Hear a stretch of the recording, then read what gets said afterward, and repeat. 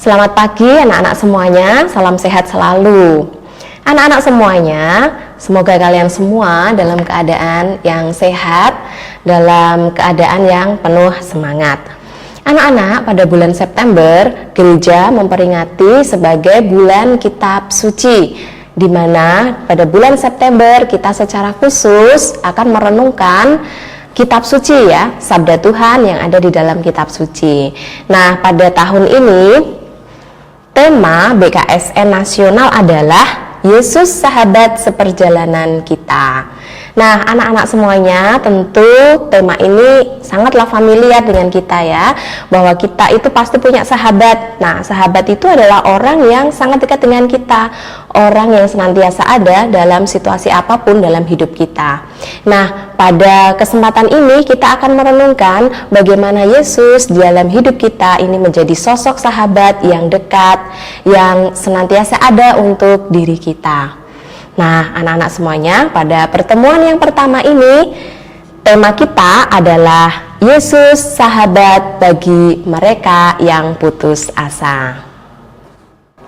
Anak-anak semuanya, saat ini kita tahu bahwa pandemi belum usai, dan saat ini pula kalian masih harus melaksanakan pembelajaran jarak jauh dari rumah.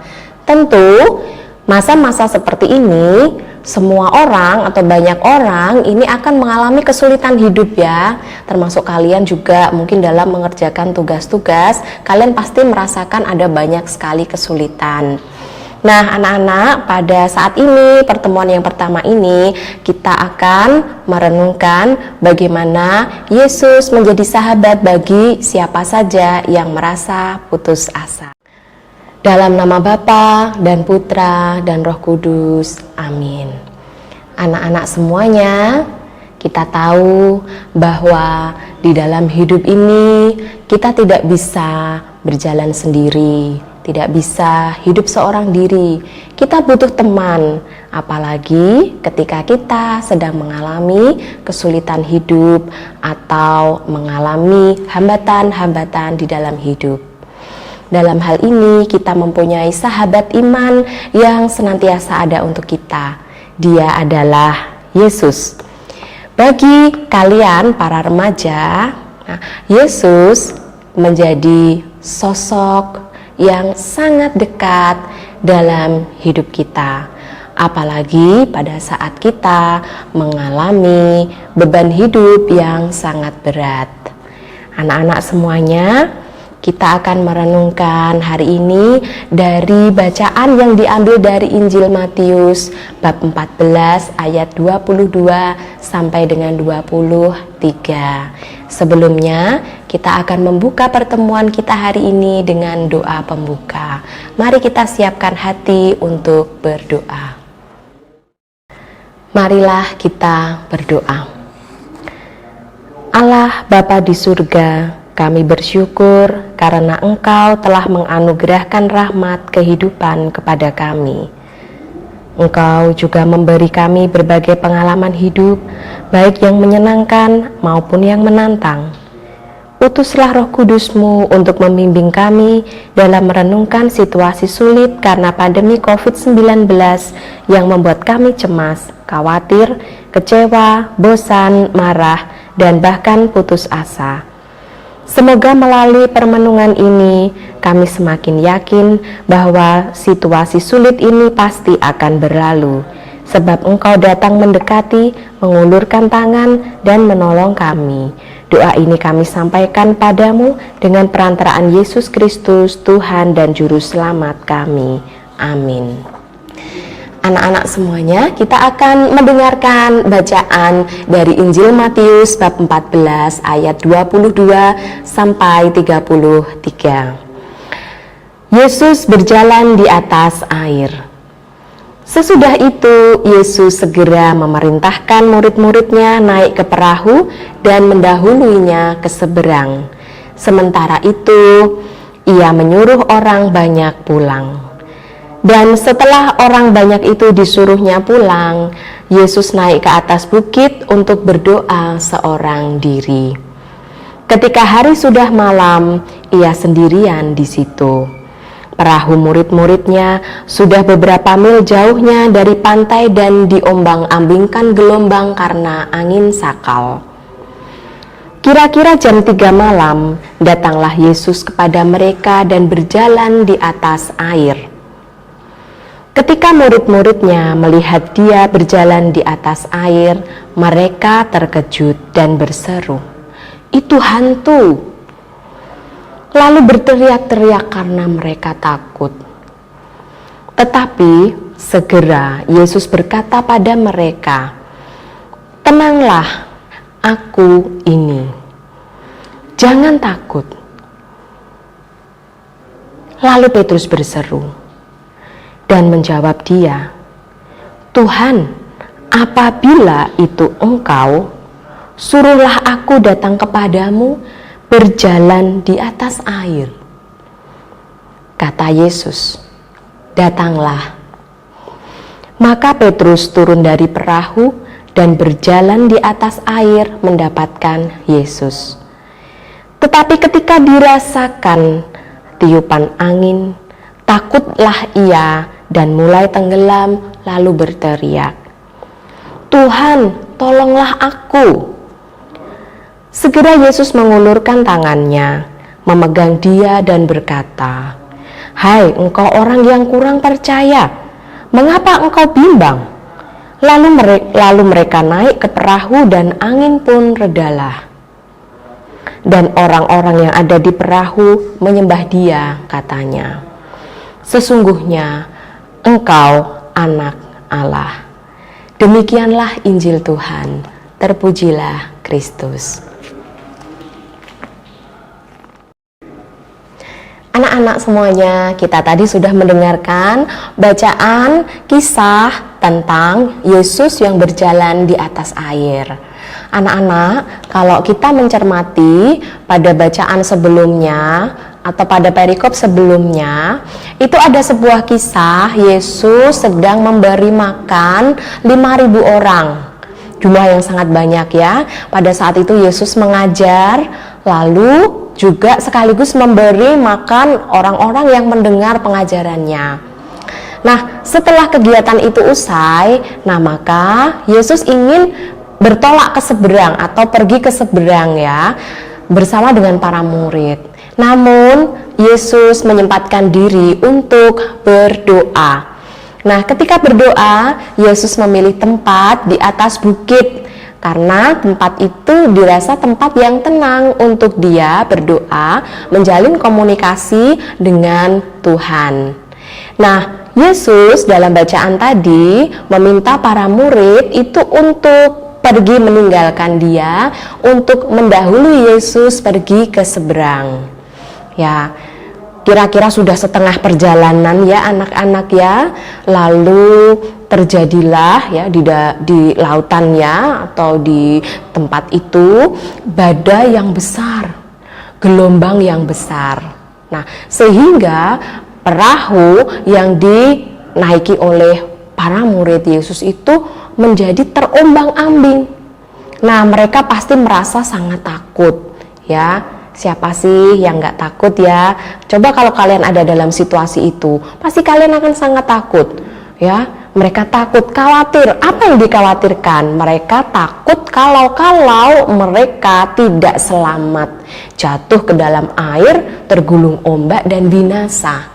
Nah, itu adalah ketakutan yang dirasakan oleh para murid saat itu. Nah, saat itu kemudian Yesus menyusul para murid. Caranya bagaimana? Yesus berjalan di atas air. Nah, anak-anak semuanya, kalau kita berpikir dengan logika, mana ada sih orang yang bisa berjalan di atas air, anak-anak? Kalian pernah mencoba? Pasti belum pernah mencoba kan, jalan di atas air. Nah, itu sesuatu yang sangat sulit untuk kita pikirkan. Tetapi pada saat itu, Yesus berjalan di atas air. Dari sini kita tahu bahwa ketika Yesus berjalan di atas air, kita tahu bahwa Dia adalah Tuhan. Dia adalah Allah yang menguasai seluruh alam semesta, sehingga alam semesta pun tunduk pada Yesus. dan memampukan Yesus untuk bisa berjalan di atas air, layaknya orang tuh berjalan di atas tanah, seperti itu. Nah, lalu anak-anak, ketika Yesus sudah mendekati perahu para murid, mereka itu merasa ketakutan, kaget, ya, lalu mengatakan, "Itu hantu." Mengapa kok para murid mengatakan itu hantu? Karena mereka melihat sesuatu yang tidak sewajarnya. Yesus berjalan di atas air. Ada seseorang yang berjalan di atas air. Suatu hal yang luar biasa, yang tidak mungkin dilihat atau dijalankan oleh para muridnya. Nah, kemudian Yesus berkata, "Jangan takut."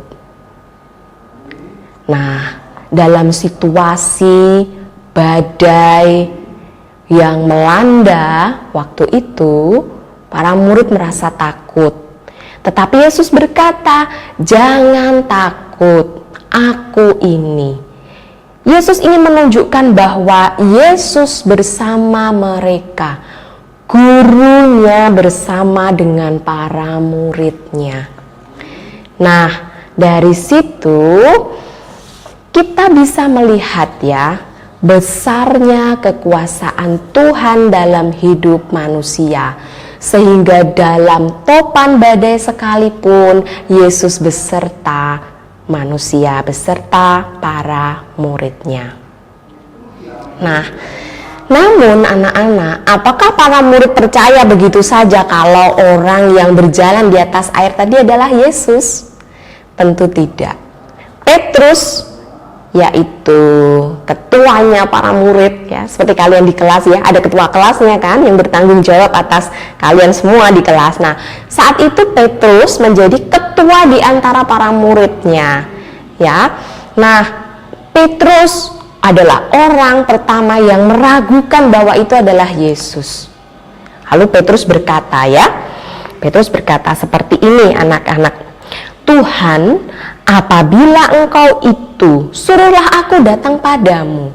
Petrus ingin meyakinkan dirinya dan meyakinkan teman-temannya yang lain ya, bahwa sosok yang datang berjalan di atas air itu adalah Yesus. Nah, apa yang dikatakan Yesus? Yesus tahu keraguan para murid saat itu, sehingga dia mengatakan, "Datanglah." Gitu ya, datanglah. Yesus meminta Petrus datang. Nah, Petrus lalu dengan penuh keyakinan, dia datang pada Yesus dan mencoba berjalan di atas air. Berhasil tidak? Berhasil. Pertama kali berhasil. Karena Petrus yakin bahwa orang yang meminta datang padanya itu adalah Yesus gurunya yang dia yakini sebagai Tuhan. Lalu dia datang. Namun, apakah semua perjalanan itu lancar? Tentu tidak, anak-anak ya. Tadi Petrus mengalami keraguan dalam dirinya. Ketika ada angin, ya, Petrus merasakan ada angin, Petrus tersadar, "Loh, saya kok berjalan di atas air?" Dan seketika itu juga Petrus mengalami keraguan yang besar di dalam hidupnya, sehingga membuat dia jatuh dalam air. Ketika Petrus jatuh ke dalam air, apa yang dia lakukan? Dia berkata pada Yesus, "Tuhan, tolonglah aku." Mengapa kok dia mengatakan, "Tuhan, tolonglah aku"? Karena dia takut. Dia sudah jatuh di dalam air, dia merasa tidak punya harapan lagi. Mau berenang ya sulit karena situasinya sedang gelombang pasang tinggi ya. Sulit sekali, maka dia meminta pertolongan pada Tuhan. Dan apa yang dilakukan Yesus? Yesus mengangkat Petrus ya, kemudian dari air, kemudian bersama-sama akhirnya menuju ke kapal. Nah, anak-anak semuanya, dari Injil yang kita dengar hari ini ya, kita mau lihat di dalam hidup sehari-hari kita, anak-anak.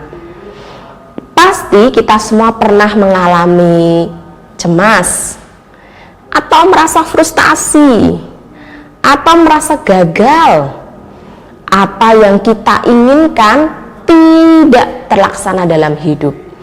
Apa yang kita rencanakan tidak terlaksana dalam hidup kita. Nah, oleh karena itu anak-anak semuanya, mari ya kita itu seperti Petrus. Ya, meskipun dia gagal, pernah mengalami kegagalan ketika berjalan lalu jatuh dalam air, tetapi Petrus punya pengharapan besar dan dia berani minta tolong pada Yesus.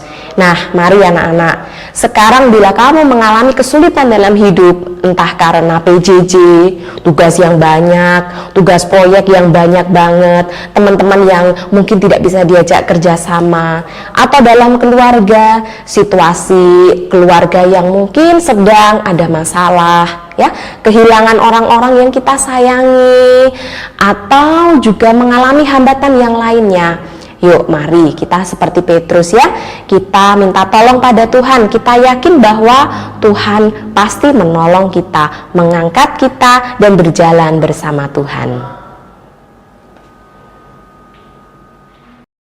Ya, jadi anak-anak, renungan kita pada hari ini tentang Yesus yang berjalan di atas air, ini ada satu pesan yang Tuhan itu mau sampaikan pada kita. Anak-anak, kita perlu ingat ya, dalam satu kitab suci ada 365 kali Tuhan berkata, jangan takut. Nanti silahkan kalian baca kitab suci ya, coba dikumpulkan. Ada 365 kali Tuhan mengatakan, jangan takut. Artinya apa? Dalam satu tahun ya, anak-anak kita itu ada 365 hari ya.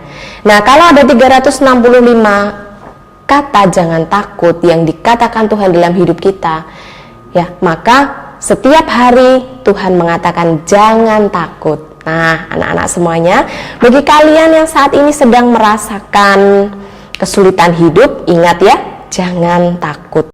Nah, baik anak-anak, sebagai puncak dari refleksi kita akan membuat pohon harapan. Ya, dimana setiap hari kita itu punya harapan pada Tuhan yang sudah mendampingi, senantiasa ada sebagai sahabat untuk kita.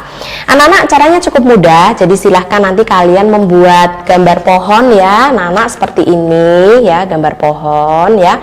Seperti ini. Lalu silahkan kalian membuat buahnya bebas ya, buah jeruk boleh atau buah apel juga boleh. Nah, silahkan kalian membuat 7 buah ya, buah apel, misalnya apelnya 7 boleh, atau buah jeruknya ini 7 boleh. Nah, lalu kalau sudah, silahkan anak-anak menuliskan ayat kitab suci di di buahnya ini. Mohon maaf, di buahnya ya. Tuliskan sabda Tuhan ya, yang sangat berkesan untukmu. Nah, kalau sudah, silahkan nanti buahnya ini gambar buahnya ini nanti bisa ditempelkan di pohonnya. Nah, misalnya seperti ini. Nah, kenapa dibuat 7? Ya, kita mau mengingatkan kita bahwa setiap hari ada 7 hari dalam satu minggu ya. Ini Tuhan senantiasa beserta kita. Ya, dan dalam sabda-sabda yang sudah dituliskan Tuhan dalam kitab suci, yang ada dalam kitab suci, kita mau diajak untuk semakin dekat pada Tuhan dan menjadikan Tuhan Yesus sebagai sahabat kita. Nah, lalu nanti kalau sudah selesai, nanti silahkan pohon harapan ini ya dikirimkan di channel tim ya, di tim kalian nanti di channel BKSN 2021 untuk pertemuan yang pertama.